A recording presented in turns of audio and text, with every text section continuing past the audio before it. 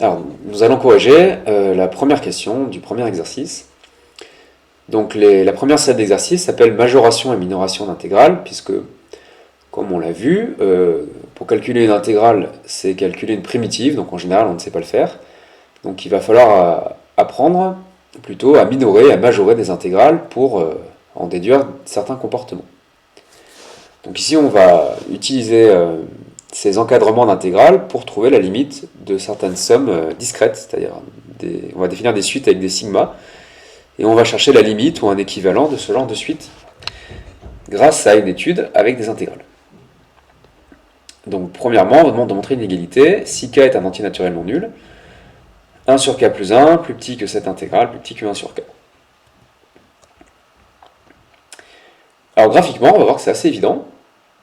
Donc on trace la courbe de la fonction inverse, y égale 1 sur x, et on se place entre deux points de l'axe des abscisses, k et k plus 1.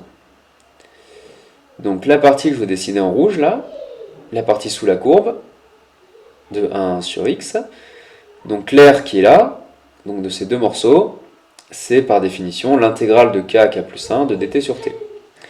Alors on voit que cette aire, on peut l'encadrer entre deux autres aires de rectangles. Donc si on prend le petit rectangle qui est là, son aire est plus petite.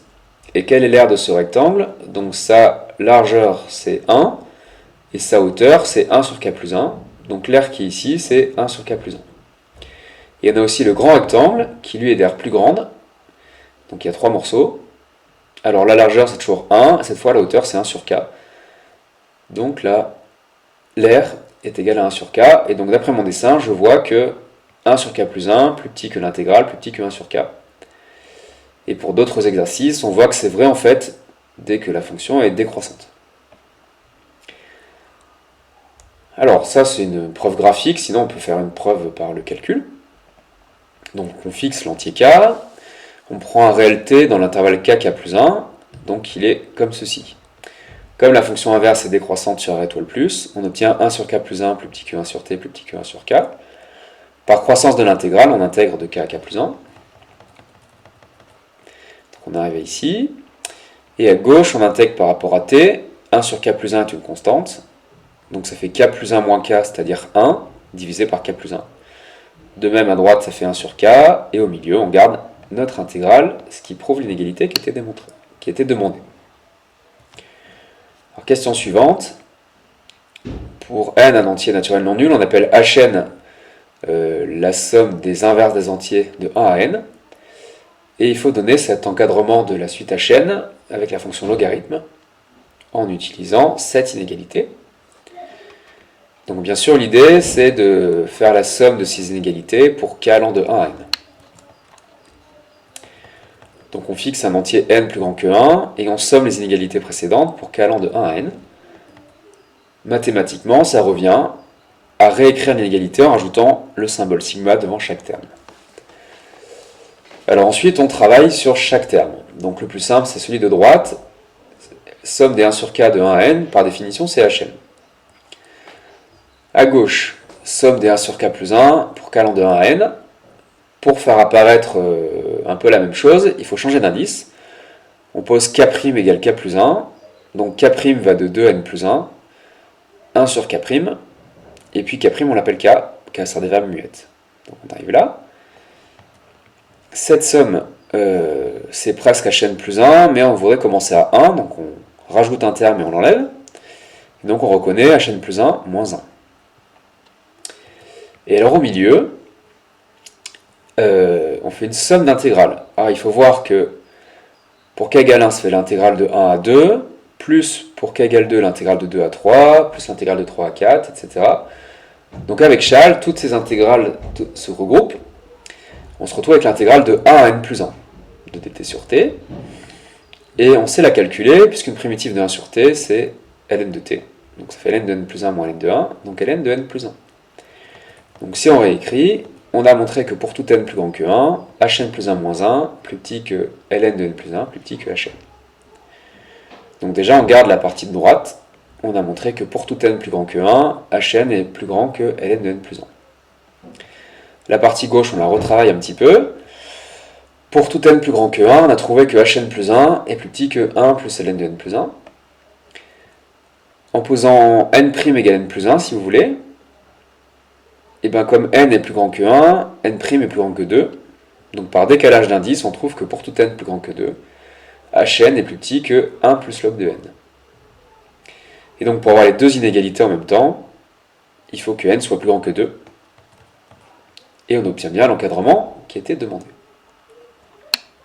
Donc ça, c'est un encadrement très précis de notre suite hn. Et donc pour mémoire, elle a été obtenue en encadrant la courbe de la fonction inverse par des aires de rectangle. Donc c'est une méthode très efficace et assez simple à comprendre. Alors voyons la suite. Donc on voit assez facilement que quand n tend vers l'infini, ce terme tend vers l'infini, donc hn aussi. Mais là on va faire beaucoup plus que trouver la limite de hn, on va trouver un équivalent. Alors on va même faire plus que ça, on vous demande de montrer que la suite hn moins log de n est convergente. Donc on pose un égale hn moins log de n. Alors on vous demande de montrer qu'elle est convergente, mais on ne vous dit pas de donner sa limite. Donc souvent, on peut se dire qu'il va falloir montrer qu'elle est monotone et majorée ou minorée. Donc pour savoir si elle est monotone, on fait un plus 1 moins un et on cherche le signe. Donc un plus 1 moins un, ça fait ça. Donc on range comme ceci, et donc on arrive ici. Ici, pardon. Alors ça fait 1 sur n plus 1, et plus log de n moins log de n plus 1. Et là, on ne sait pas trop trouver le signe. Donc il faut se rappeler que le logarithme, il est apparu quand on a voulu calculer l'intégrale de dt sur t. Donc, en fait, ça fait 1 sur n plus 1 moins l'intégrale de n à n plus 1 de dt sur t. Et ça, on en a parlé ici, ça moins ça, c'est négatif. Donc on trouve que c'est négatif. Donc notre suite est décroissante. Ensuite, un c'est hn moins log de n.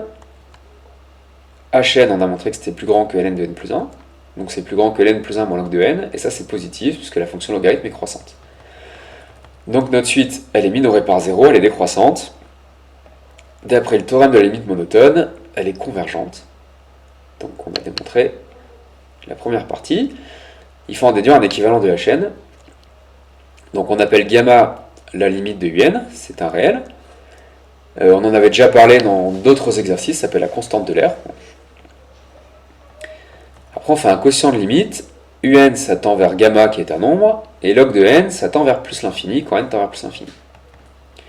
Donc on divise un par log de n, et ça tend vers gamma divisé par plus l'infini. Un réel divisé par plus l'infini, ça fait tout le temps 0, il n'y a pas de forme indéterminée. Donc un sur log de n converge vers 0, mais un sur log de n c'est hn sur log de n moins 1. Donc en fait, hn sur log de n, ça tend vers 1. Et par définition, ça veut dire que hn est équivalent à log de n. Résultat qu'on a démontré souvent, et qu'on vient de redémontrer une nouvelle fois, grâce à la comparaison à une intégrale. Donc comme on avait dit, tout ça marche parce qu'au départ j'ai pris une fonction décroissante. Donc pour ceux qui sont courageux, je vous laisse recommencer avec cette fonction décroissante pour trouver un équivalent de cette somme.